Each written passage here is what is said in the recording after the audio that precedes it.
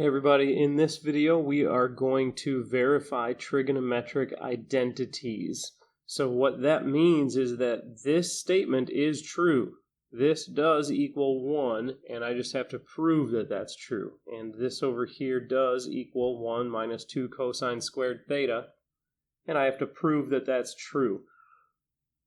Two things that I like to keep in mind is, one, turn things into terms of sine or cosine if that's possible, and two, leave the simpler side alone and see if we can work the more complicated side toward the more simple side. So in our first one here we have tangent theta times cosecant theta times cosine theta. Cosine theta is in terms of sine or cosine, so I'm going to leave that alone. But tangent theta is not. One of the identities that we know is that tangent theta is the same as sine theta over cosine theta. We also know that cosecant is the reciprocal of sine, so cosecant theta is 1 over sine theta, and then times cosine theta equals 1. Now we're multiplying, and we can always cancel things when we multiply if it shows up in a numerator and a denominator. So the numerator is sine theta times 1 times cosine theta. The denominator is cosine theta times sine theta. And I see a sine theta in a numerator and a denominator, so I can cancel those. I also see a cosine theta in a numerator and a denominator, so I can cancel those. And all I'm left with is 1 equals 1.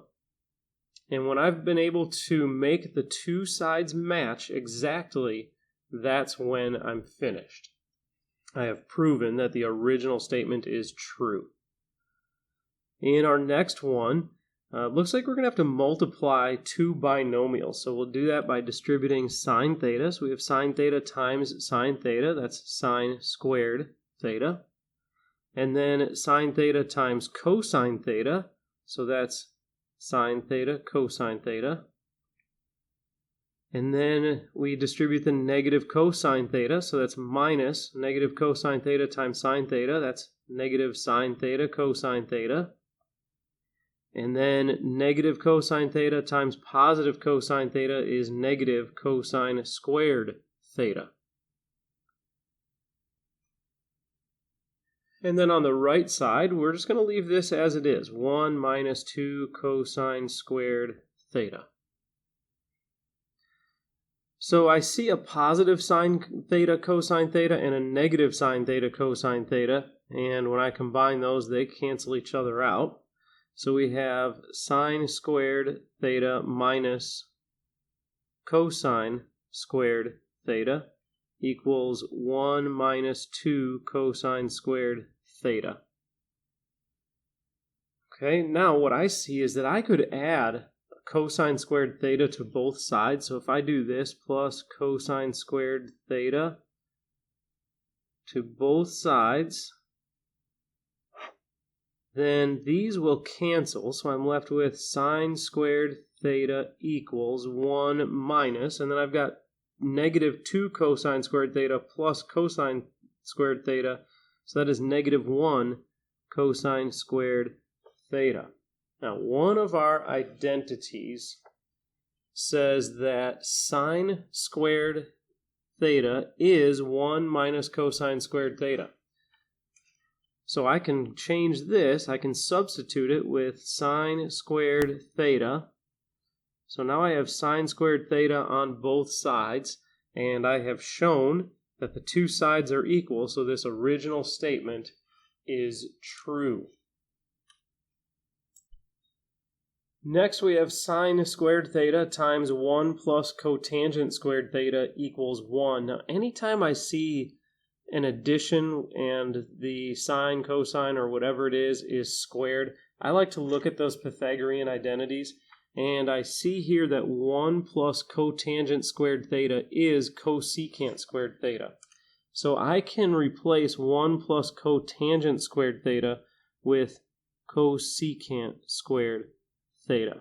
So I've got sine squared theta times cosecant squared theta equals 1.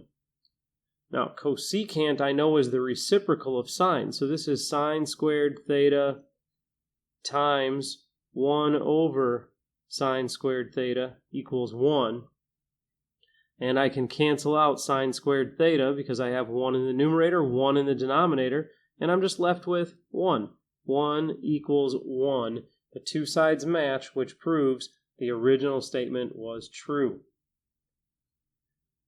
Next, cotangent. I'm going to replace that with cosine over sine. So that's cosine theta over sine theta times secant, which is the reciprocal of cosine, 1 over cosine theta.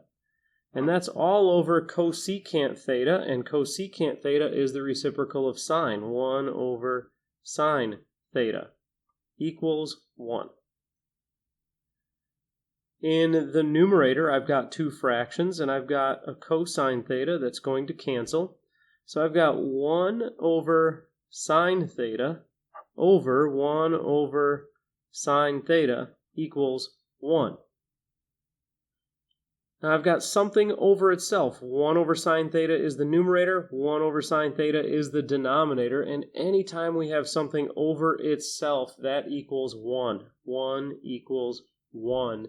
And that proves the original statement was true. Next we have 1 plus tangent squared theta, and that makes me think maybe let's look at the Pythagorean identities for 1 plus tangent squared theta. And I see that identity right here. Tangent squared x plus 1, so that's 1 plus tangent squared x, same thing, and that equals secant squared x. So I can replace 1 plus tangent squared theta with secant squared theta, and that's over secant theta, and it equals secant theta. Now I've got secant squared theta in the numerator and secant theta in the denominator. I can cancel 1 secant theta out of the denominator and 1 out of the numerator, which leaves me with secant theta equals secant theta. The two sides match, proving the original statement was true. Okay, next up, I am going to distribute 1 times 1, 1 times cosine theta, so that's plus cosine theta, minus 1 times cosine theta, and then negative times positive is negative, cosine times cosine is cosine squared theta, equals 1 over cosecant squared theta. Now this I could put into terms of sine or cosine. We'll wait and see at the end if I need to. I'm really just looking at this more complicated side and I want to simplify that. So cosine theta minus cosine theta, those cancel. So I'm left with 1 minus cosine squared theta equals 1 over cosecant squared theta. 1 minus cosine squared theta sounds like it might just be one of my Pythagorean identities.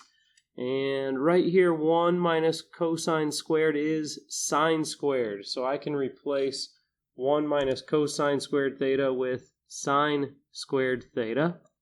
And 1 over cosecant squared theta, cosecant is the reciprocal of sine, so this is equal to sine squared theta.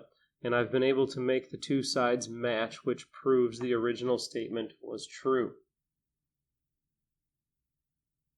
Next we have cosecant, and I can replace that with 1 over sine. That's the reciprocal of sine, so 1 over sine x.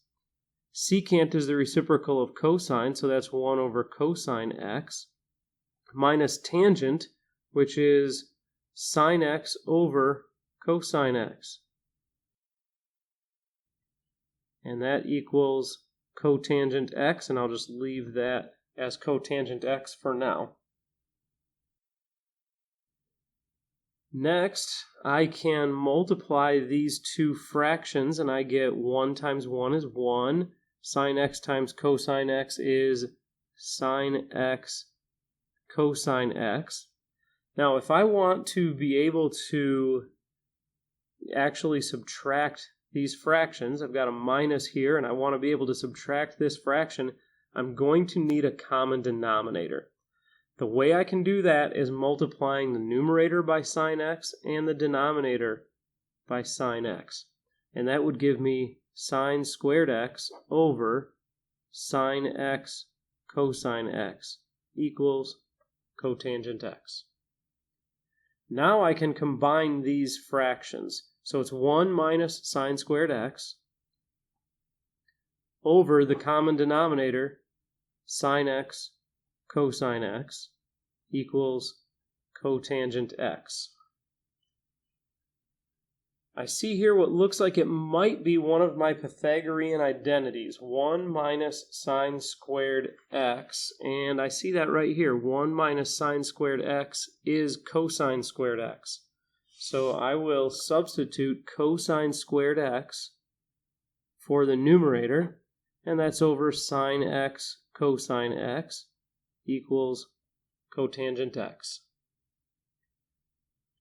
I can cancel out one of the cosines from the numerator with the one in the denominator, and I get cosine x over sine x.